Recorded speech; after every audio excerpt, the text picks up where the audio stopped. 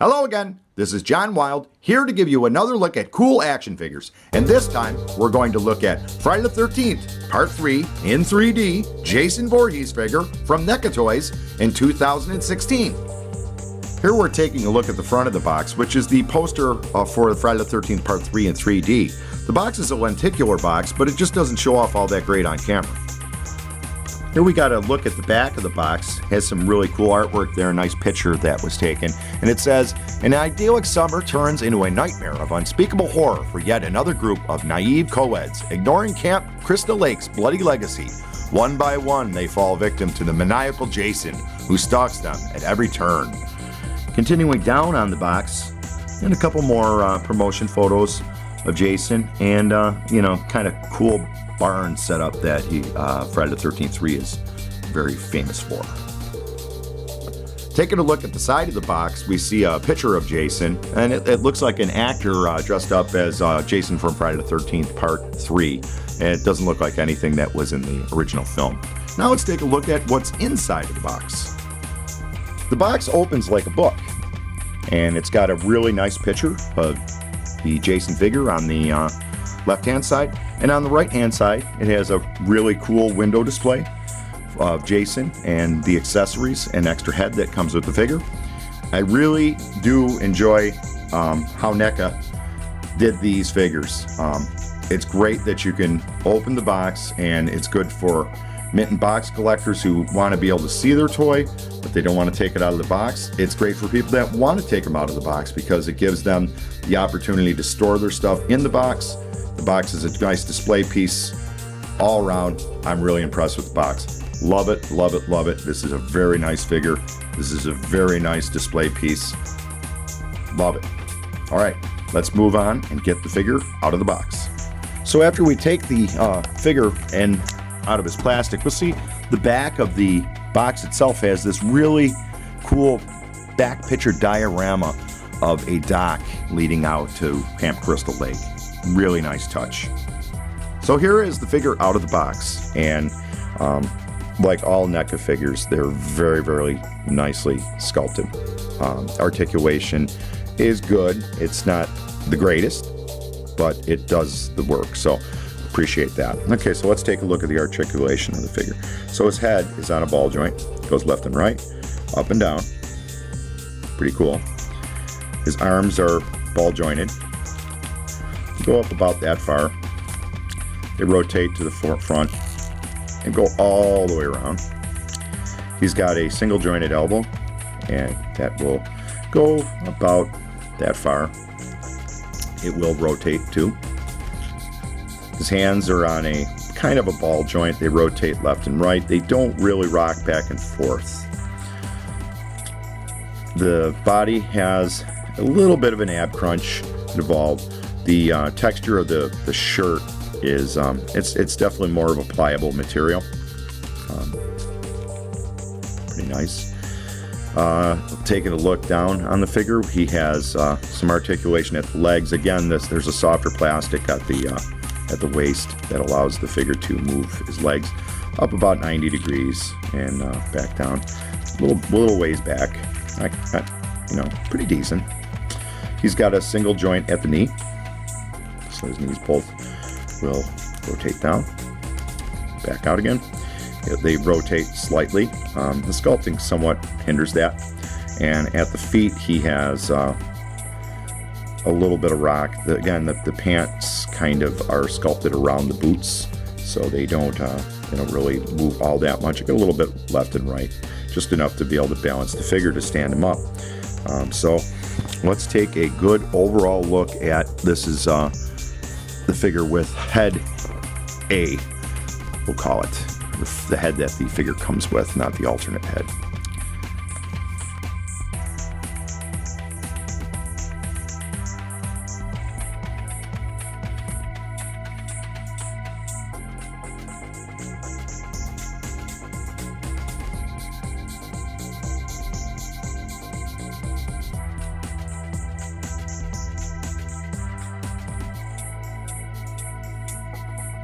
The accessories that come with the figure are plentiful. There's 8 of them.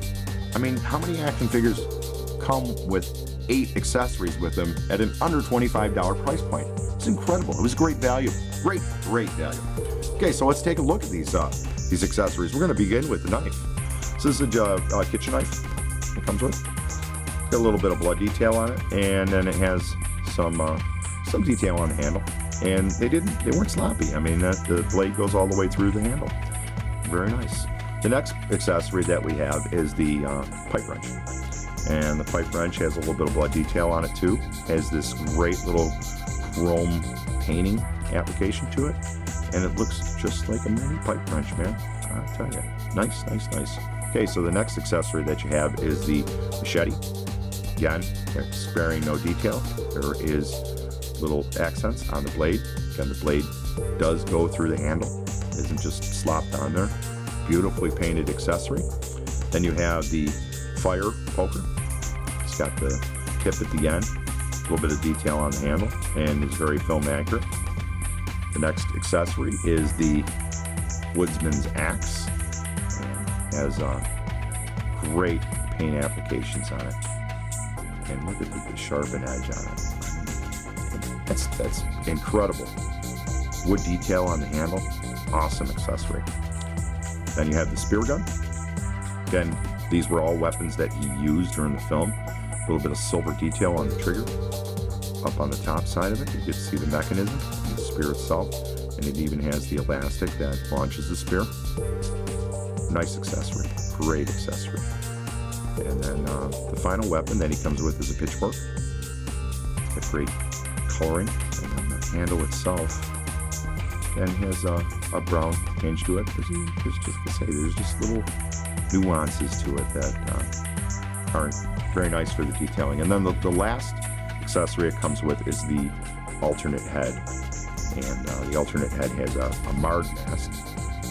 And it has some additional details that the main head does not have. So we'll take a look at that when we do the unmasking. So there you have it. There is 8 accessories to this figure, and I mean, how could you go wrong? Wish my camera would get into focus. Maybe if I do something like this, I don't know. You know, people do that all the time. It just won't focus. There, it's focused. Wow. Okay. I'm going to leave that in because if you're anybody that makes YouTube videos, it's just going to drive you crazy. So it does drive me crazy too. Let's move on. Okay, so here we have our Jason Friday the 13th 2-figure setup and a nice little pose. And I'll spend a little bit of time talking about the man who played Jason in Friday the 13th Part 3 in 3D. The actor's name was Richard Brooker. And he unfortunately is no longer with us. He died in 2013, but his accomplishments in Friday the 13th cannot be denied. And Jason is who he is right now because of the portrayal of him in Friday the 13th Part 3. After the production of Friday the 13th Part 2, it became apparent to director Steve Miner that he was looking for a larger person to handle the role of Jason Vorhees. And he was also looking for somebody that could handle the heavy stunt work. Richard Brooker applied to an ad in a trade magazine and was cast as Jason because of his size. He was 6'3", and also because of his physical attributes. Richard Brooker is an English-born actor, and he also was a trapeze artist before he moved on to Hollywood to pursue his acting career. Not only did the size change of Jason between Part 2 and Part 3, but also the character design changed quite a bit between those films. So gone were the blue jean bib overalls and the farmer's shirt, and added now was a green work shirt, some faded denim jeans, the work boots stayed the same, and the hockey mask. So I guess I might as well take a minute now and talk about the hockey mask. How did the hockey mask get put on Jason? And the most approved story of the addition of the hockey mask to the Jason character is this story, that they were doing a lighting check on the pre-production of the film, and the script of the film just said Mask Jason. It didn't say what mask he was going to wear. And the director, Steve Miner, I don't think he had any intentions of going back to the sack head. So they were looking for something to put onto Jason's face for the lighting test. The 3D effects guy, the guy that was there to film, it was a man by the name of Jay Sarnoff. And he was a Canadian, and he was a hockey guy. And he had his hockey gear with him because later on that night he was going to go practice hockey. So he reaches into his bag and pulls out his hockey mask, which was a Detroit Red Wings hockey mask, and they put it onto Richard Brooker and did the lighting test. Well, the director, Steve Miner, liked the look of that so much that he commissioned Doug White to make a hockey mask to put onto Jason. And the results of that are what we see in front of us. Basically, it was a larger, they enlarged the mask a little bit to cover the face a little bit more. That way the makeup didn't have to be so inclusive onto the face, because when Jason is wearing the mask, he doesn't have any special makeup appliances on, except for maybe around his eyes. The rest of his face is open. It isn't until he's unmasked that they do the full makeups. So it was easier on the actor, it was easier on the production, and it was cheaper because they didn't have to constantly be doing makeups onto the actor. I have a theory, and again, I'm shooting from the hip here, so don't hate on me if it sounds a little bit unorthodox, but the year previous to this film, now this film started filming in March of 1982, so in 1981 a film comes out called The Road Warrior in America, and I think in Australia it was called Mad Max 2. Well, you know exactly what I'm talking about. There was a character in it called the Humongous, or Lord Humongous, and he was the main villain of the film. And what did he have on his face? Well, everybody knows, right? Humongous wore this hockey mask, and I can't help but wonder if there wasn't some inspiration, whether it was unconscious or not, to use the hockey mask on Jason as an homage to that film, to that character. Again, I don't have, there's no one that ever said, hey, you know what, we just got done watching The Road Warrior and said that was pretty scary, so we'll put a hockey mask on Jason. But it just seems to me that 1 year apart seems quite, it just seems that the timing just seems right. Again, shooting from the hip, just showing you, just saying. But that's what I got about the hockey mask. By all accounts of everyone involved in Friday the 13th Part 3 when they were filming it, it was a very tedious and hard film to shoot. And the reason for that was the process to create the 3D effects. Basically, everything needed to be pinpoint, the lighting needed to be absolutely perfect, or else the 3D effects wouldn't come out. So they had to take many takes to get these scenes right. Unfortunately, this was hard on the actors, and it shows in the film when you watch it. You can tell sometimes that they're acting as, it just seems like they're going through the motions, and I think most likely the reason for that is because of the tedious process of filming Friday the 13th Part 3 in 3D. Friday the 13th Part 3 in 3D is part of like a trifecta of films that came out during the second big 3D craze. The first one being in the 1950s and this being in the early 1980s. Friday the 13th Part 3 in 3D. The other films were Jaws in 3D and Amityville Horror in 3D. And they were hoping really to spark a 3D revolution in films. They had planned Star Trek in 3D. Part 3 they had planned possibly doing in 3D.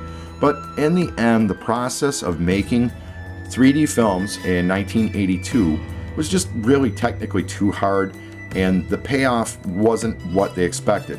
Now, Friday the 13th 3 in 3D is actually the most successful, or I think Jaws in 3D would be the most successful of the thing, Friday the 13th Part 3 being in 3D being the second most successful, obviously Jaws being a little bit more commercial than Friday the 13th at that point in time. But they really are the second genesis of 3D films, and now here we are in 2017, and it seems like everything comes out in 3D, although that 3D is a heck of a lot better. The practical special effects for Friday the 13th Part 3 were handled, the majority of it, by a man by the name of Douglas White, and he was the founding member of the Makeups and Effect Laboratories Incorporated. And it was kind of a group of people that actually did do the special makeup effects for Friday the 13th. Some of them were basically kit pieces, and then other of the effects were designed specifically for Friday the 13th Part 3 and 3D. That brings us to a big point about Friday the 13th Part 3 and 3D, and that's the Jason face character design, which we're going to show off in just a couple of seconds here.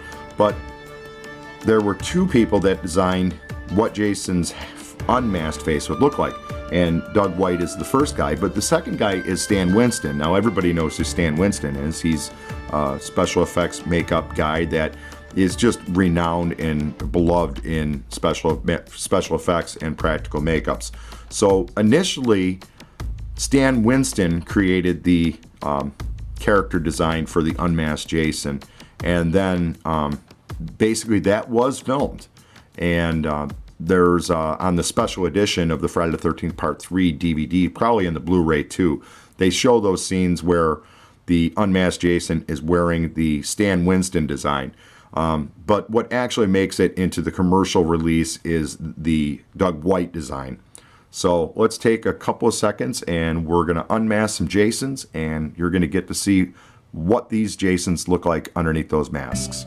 So here we have the clean mask that came with the figure, and if we unmask him, we see underneath the character design, and this one is the most closest representation to what the character design was of Doug White. And so he's got one eye is somewhat dropped, the eye up there, nose, and deformation of the head.